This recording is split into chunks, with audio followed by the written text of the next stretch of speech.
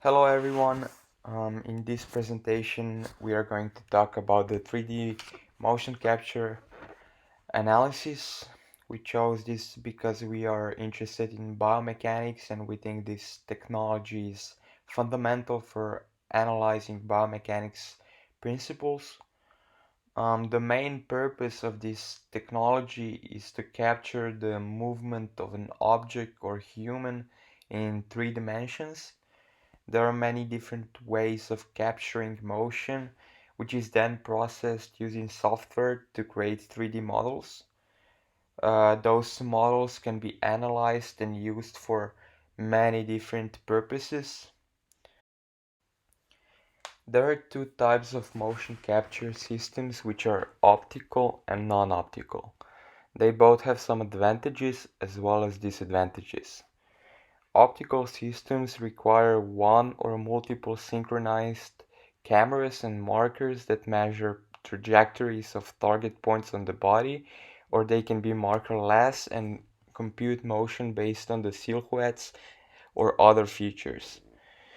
The most common systems use multiple synchronized cameras with LED lights around them and markers that have a reflective surface which reflects the light back to cameras.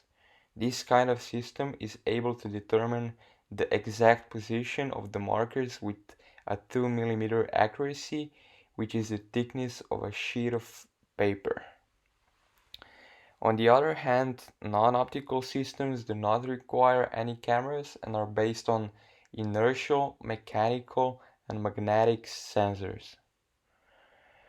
As already said, they both provide specific benefits as well as drawbacks.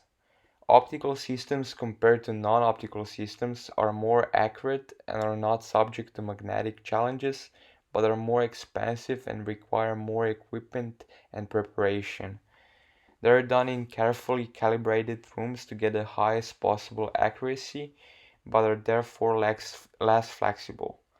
On the other hand, non-optical systems can be used in more situations. For example, if we want to capture motion of the skydiver jumping out of the airplane, non-optical system would be our only option. We have to keep in mind that the movement will not be as accurate as in using optical system and the data might be subject to magnetic interference. So this technology offers a wide range of applications, the most popular being filming industry, gaming, animation and visual effects, sports sciences, biomechanics and medical industry. It was first used in filming industry where they use many animation and visual effects to create characters we can see in the movies. In the recent years, this technology became popular for some other purposes, such as analyzing movements in sports. So on the photo in the lower right corner, we can see what kind of data we might get from motion capture system. This helps coaches to analyze athletes' technique and also help with injury prevention. Um, it is also used in medical industry, specifically in orthopedics, injury diagnosis and therapy, and preventative medicine. Okay, so what I have listed on the left is the top 11 companies worldwide that are involved in 3D motion capture analysis. Some of these companies' most common tracking methods include using sensor suits, sensor straps, floor sensors, cameras, wire probes, and other high tech software to be able to capture and analyze people's movements. On the right, I decided to put in a graph that shows the projections of the 3D motion capture market from the years of 2016 to 2022. I think it's interesting because you can see just a steady increase in the market, and North America seems to be the most predominant country within this market. Also, just to give a little insight on one of these companies, I looked into Vicon, which has been a company in the UK since 1984. And they focus a lot on films, but they also focus on biomechanics. And one of the main things they do is track and treat people with cerebral palsy. So I wanted to show some of the different technologies that each industry used and how they differ from one another or build upon each other. So in the top left corner, this is an example of one of Qualys's softwares they use, and it's called Thea. On the top right is the company AIQ Synertial, and they came out with this thing called an Exo Glove that is pretty self-explanatory, but it's just a glove that has a lot of motion sensors that capture movement. So lastly on the bottom is a company called Notch Interfaces, and they made a wearable strap that's a 3D motion tracker. And you can download a phone app that captures your movement and then re-review it later, watching an avatar that performs your same movements. 3D motion capture analysis probably wouldn't have been possible without some of the people that I listed below. So, one of the biggest things that led to 3D motion capture analysis was a process called rotoscoping, and this was originally made by Max Fleischer. So, rotoscoping is a process where you trace live action footage frame by frame, and it's a very tedious process. However, this led to the making of Snow White and the Seven Dwarfs, as well as many other films in the future. Overall, it's a cheap alternative, and it's used a lot in the film industry. Another important person was Lee Harrison III. He created a bodysuit that had adjustable resistors, which allowed him to record and animate actors' movements.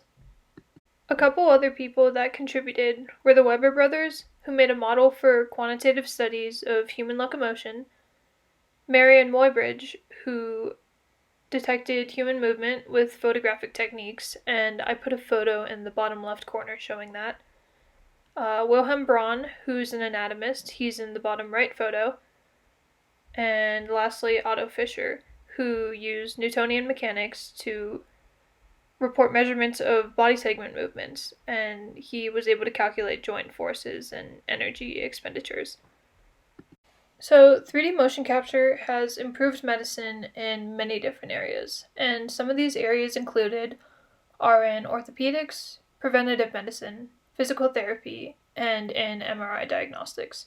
Within orthopedics, doctors are able to create a visualization of musculoskeletal dysfunction, and they can modify their treatments based on this.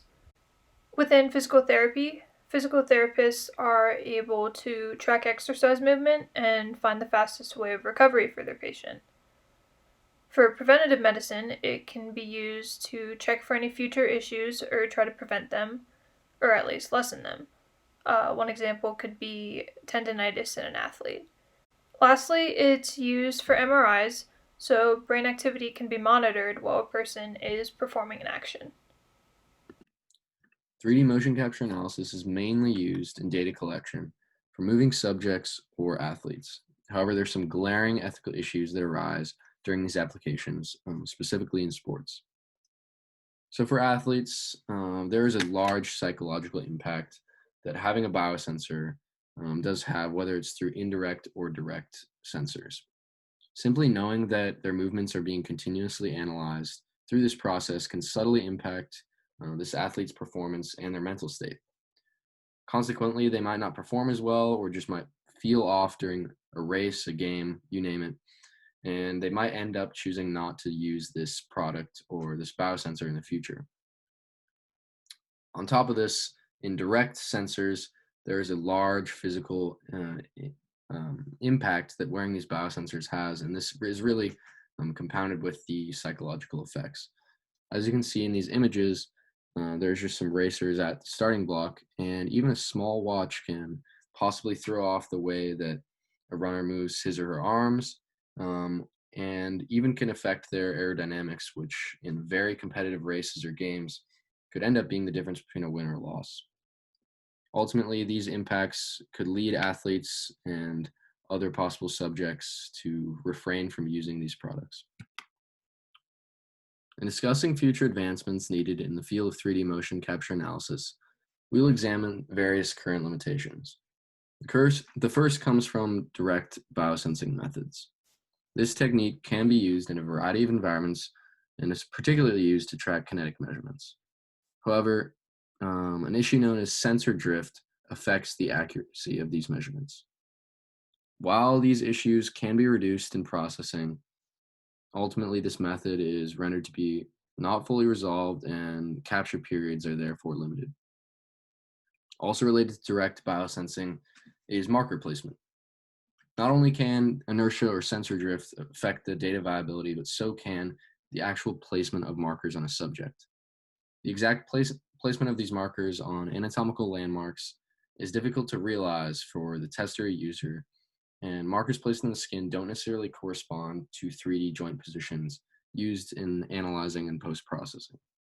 This issue is then confounded between different users and testers. An inherent variability in the placement of these markers really causes issues. So this is while steps have been taken to try to improve this, and certain considerations have been developed, there are various limitations that do exist